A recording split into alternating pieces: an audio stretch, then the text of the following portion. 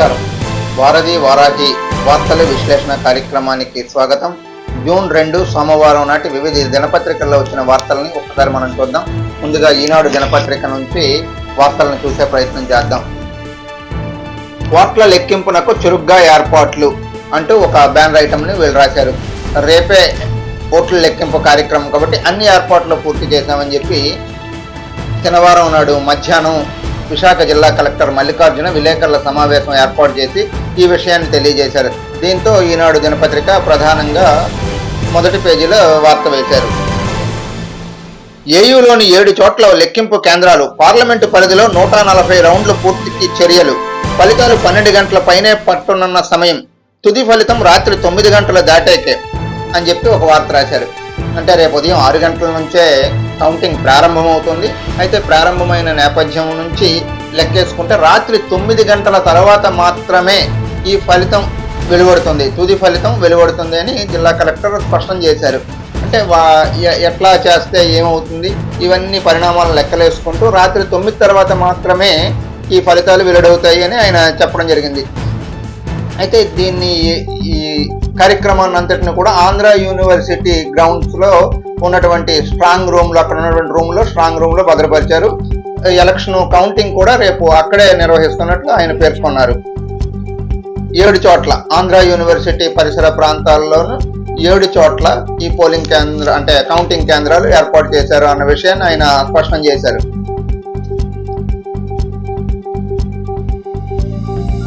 భీమిలి తీరం విధ్వంసం విజయవంతం అంటూ రాశారు. భీమిలి తీరంలో విధ్వంసం విజయవంతం అన్నది వీళ్ళ తాలూకా వార్త సారాంశం. ఏ రాశారు ఏంటి అన్నది ఒకసారి మనం తెలుసుకుందాం.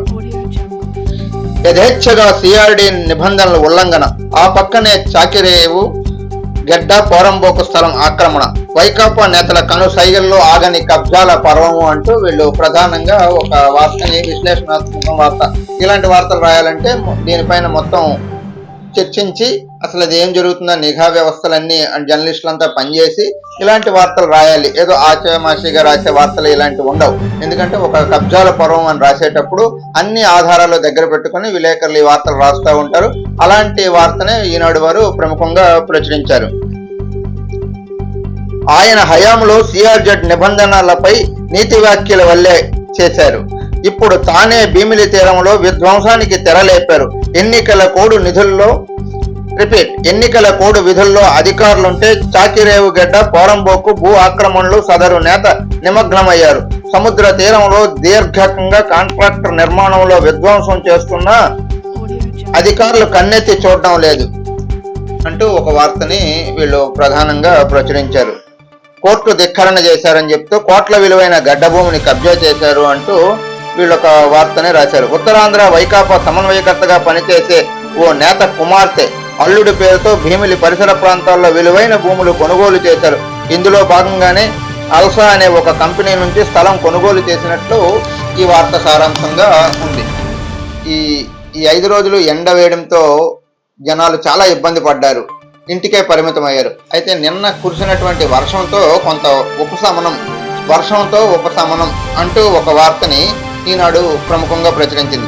అగనంపూడిలో 60.5 మిల్లీమీటర్ల వర్షం పడింది. శుక్రవారం ఉదయం 8:30 గంటల నుంచి శనివారం ఉదయం వరకు వర్షం ఇలా ఇన్ని ప్రాంతాల్లో ఇలా నమోదైంది అని చెప్పి ఒక వార్త వేశారు. ఈ వర్షం రావడంతో కొంత ఉపశమనానికి విశాఖ నగర ప్రజలు సేద తీరారు అన్న అంశంలో ఈ వార్తను కనిపిస్తుంది. సరుకు రవాణాలో విశాఖ పోర్టు రికార్డు అంటూ మరో వార్త విశాఖ పోర్టుకు సంబంధించి ఒక వార్త రాశారు. సరుకు రవాణాలో విశాఖ పోర్టు సరికొత్త రికార్డు సృష్టించిందని చైర్మన్ అంగముత్తు తెలిపారు. ఈ ఏడాది మార్చిలో 201 నౌకల ద్వారా 76,22,732 మెట్రిక్ టన్నుల సరుకు రవాణా ఇప్పటి వరకు రికార్డుగా ఉండేది. మే నెలలో 221 నౌకల ద్వారా 85,81,927 మెట్రిక్ టన్నుల వరకు సరుకు రవాణా చేసి దాన్ని అధిగమించామని చెప్పి పోర్టు చైర్మన్ తెలిపారు. అంటే రవాణా దాంట్లో ప్రథమ స్థానంలో ఉన్నాము అన్నది ఈ వార్త సారాంశం.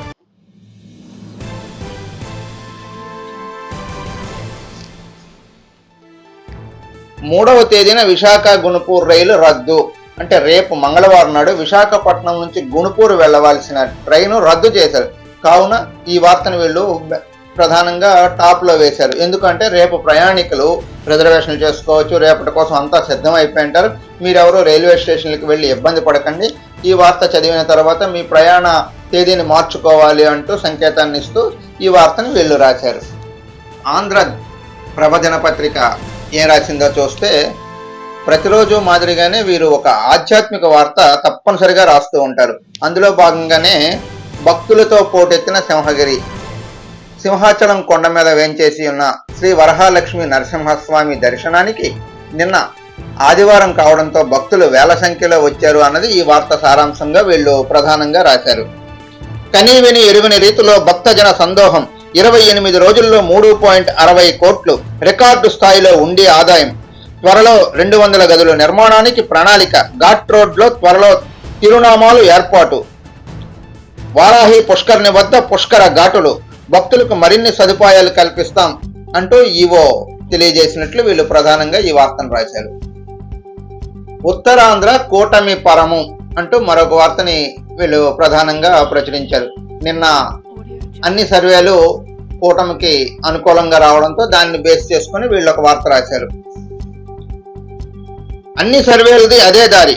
ఉమ్మడి విశాఖ జిల్లాలో అత్యధిక స్థానాలు. శ్రీకాకుళంలోనూ 6 నుంచి 7 స్థానాలు. విజయనగరం వైపే వైసీపీ ఆశలు. అధిక స్థానాలు దక్కించుకునేందుకు అవకాశం. అక్కడ కూడా సగం స్థానాలపైనే కూటమి ఆశలు. ఎంపీ స్థానాలు సగం సగం అంటూ వీళ్ళు ప్రధానంగా ఈ వార్తని రాశారు. ఎగ్జిట్ పోల్ మగ్గు కూటమి వైపే. 2 తప్ప మిగిలినవన్నీ వైకాపాకి వ్యతిరేకమే. శిబిరాల్లో సంతోషాలు, ఒక పక్క నెట్టూర్పులు.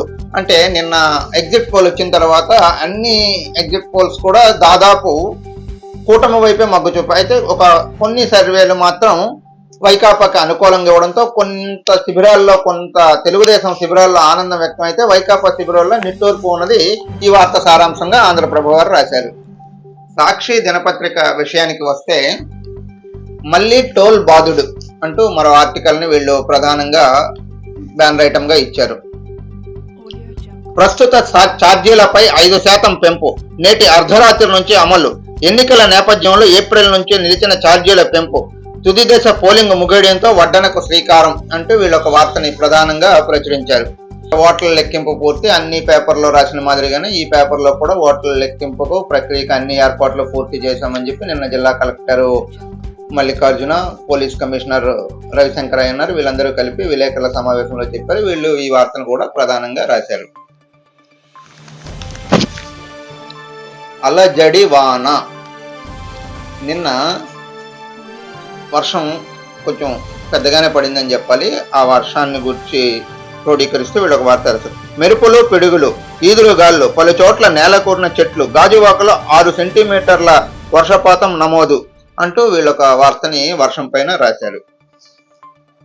ఇక కళాశాలలు కలకల అంటూ బాటమ్ ఐటమ్ గా ఒక వార్తని వీళ్ళు ప్రధానంగా కూడా ప్రచురించారనే చెప్పాలి. తెరుచుకున్న జూనియర్ కాలేజీలు, ప్రారంభమైన ఇంటర్ తరగతులు, 10th లోనే మెరుగైన ఉత్తీర్ణత కోర్సుల్లో డిమాండ్. త్వరలో కాలేజీల్లో అడ్మిషన్లు జోరు. తొలి రోజే విద్యార్థులు తల్లిదండ్రులతో సమావేశం. ఉమ్మడి విశాఖ జిల్లాలో 366 జూనియర్ కాలేజీలు. గత ఏడాది 58,944 మంది విద్యార్థులు చేర్చిక. వార్షిక విద్యా క్యాలెండర్ ఖరారు అంటూ ఒక వార్తని వీళ్ళు ప్రధానంగా ప్రచురించారు. ఆంధ్రజ్యోతి దినపత్రిక విషయానికి వస్తే, సర్వే సర్వత్రా అంటూ ఒక వార్తని వీళ్ళు ప్రధానంగా ప్రచురించారు. ఎగ్జిట్ పోల్స్ పై ఆసక్తి. సాయంత్రం 6:30 నుంచి టీవీలకు అతుక్కుపోయిన జనం అంటూ ఒక వార్తని వీళ్ళు బ్యానర్ ఐటమ్ గా వాడుకున్నారు. అందరిలోనూ ఒకటే ఉత్కంఠ. రాష్ట్రంలో ఏ పార్టీ గెలుస్తుంది, జిల్లాలో ఏ పార్టీకి ఎన్ని సీట్లు వస్తాయి, ఎవరు గెలుస్తారు, ఎవరు ఓడిపోతారు, ఎక్కడ చూసినా ఇదే తీరు. ఈ ప్రశ్నలకు 4వ తేదీన సమాధానం లభించింది. అయితే ఈలోగా సర్వే సంస్థలు కొంత స్పష్టత ఇచ్చాయి. దేశవ్యాప్తంగా చివరి విడత ఎన్నికలు శనివారం సాయంత్రం 6:30 ముగియడంతో వరుసగా ఒకదాని తర్వాత ఒకటి ఎగ్జిట్ పోల్స్ వివరాలు వెల్లడించాయి. దీంతో జిల్లా వాసులు టీవీలకు అతుక్కుపోయారు, ఆసక్తిగా వీక్షించారు. దాదాపు 45 సంస్థలు తాము చేపట్టిన సర్వే ఫలితాలు ప్రకటించి వాటిలో 37 రాష్ట్రంలో తెలుగుదేశం, జనసేన, బీజేపీ కూటమి, కేంద్రంలో ఎన్డీఏ అధికారంలోకి వస్తాయని తెలిపారు.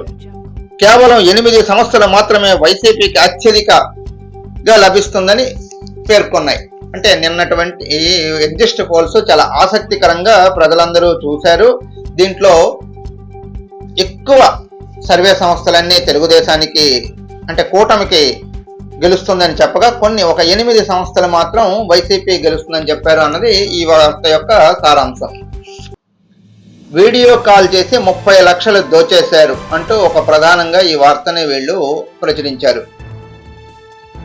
మోసపోయిన రిటైర్డ్ ఉద్యోగి, కేసు దర్యాప్తులో వెలుగులోకి వాస్తవాలు అంటూ ఒక వార్తను వీళ్ళు ప్రధానంగా ప్రచురించారు. విశాఖ కేంద్రంగా బయటపడిన మాల్ గ్యాంగ్ ఆగడాలు, సైబర్ నేరగాళ్లకు నకిలీ సిమ్ కార్డులు విక్రయాలు, 7 సభ్యులు అరెస్టు అంటూ నిన్న విలేకరుల సమావేశం ఏర్పాటు చేసి ఈ విషయాలను తెలియజేయడంతో వీళ్ళు ప్రధానంగా ఈ వార్తని రాశారు. రాత్రి 9 తర్వాత అధికారికంగా ఫలితాలు వెల్లడి అన్నది వీళ్ళు రాశారు. జిల్లా ఎన్నికల అధికారి కలెక్టర్ మల్లికార్జున స్పష్టీకరణ. ఏయూలోని 21 హాల్లో కౌంటింగ్ కు ఏర్పాట్లు పూర్తి. పార్లమెంటుకు 104, అసెంబ్లీ సెగ్మెంట్లకు 98, పోస్టల్ బ్యాలెట్ కు 51 టేబుళ్లు. హాల్ నుంచి ఒకసారి ఏజెంట్ బయటకు వెళితే తిరిగి హాల్లోకి అనుమతించబడదు అన్నది స్పష్టమైన ఆదేశాలు ఇచ్చారు. దీనికి అందరూ కట్టుబడి ఉండాలని రాజకీయ నాయకులకు ముందే చెప్పినట్లున్నారు. వాళ్ళందరూ దీని ప్రకారమే ఎవరెవరిని కౌంటింగ్ సెంటర్లో రాజకీయ నాయకులు ఎంచుకున్నారో వాళ్ళని పంపిస్తారు. ఇక ఏజెంట్లు సెల్ ఫోన్లు తీసుకురాకూడదు, ఎలక్ట్రానిక్ పరికరాలు కూడా అనుమతి లేదని వెల్లడించారు. 6వ తేదీ వరకు ఎన్నికల కోడ్ ఉంటుందని మరొకసారి స్పష్టం చేశారు విశాఖ జిల్లా కలెక్టర్ మల్లికార్జున. రెడ్ జోన్ గా ఏయూ ఇంజనీరింగ్ కళాశాల ప్రాంగణం అంటూ సిపి రవిశంకర్ అయ్యనార్ ఈ విషయాన్ని మాత్రం తెలియజేశారు. ఆంధ్ర యూనివర్సిటీ ప్రాంతం కౌంటింగ్ జరుగుతున్న ఆ ప్రాంతం అంతా రెడ్ జోన్ గా ప్రకటించాము అన్నది ఈయన చెప్పారు. సోషల్ మీడియాలో రెచ్చగొట్టే పోస్టులు చేస్తే కఠిన చర్యలు తప్పవు అంటూ వీళ్ళు చెప్పుకొచ్చారు. ఇది వార్తలు విశ్లేషణ కార్యక్రమం. రేపు ఇదే కార్యక్రమంలో కలుద్దాం. అంతవరకు సెలవు. నమస్కారం. మీ శివప్రసాద్.